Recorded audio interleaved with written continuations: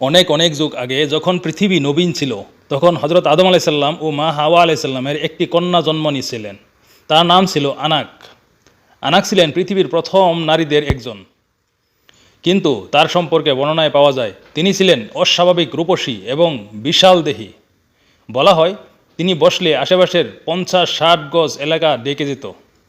কিন্তু দুঃখের বিষয়, আনাক ছিলেন সৎ পথ থেকে বিচ্যুত।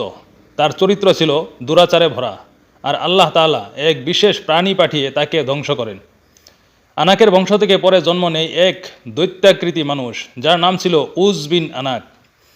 উজ ছিলেন এমন এক লম্বা চওড়া মানুষ যাকে দেখে সবাই হতভম্ব হয়ে যেত। কথিত আছে তিনি জন্ম নিয়েছিলেন হজরত ইদ্রিস আলাইসাল্লামের যুগের আগেই।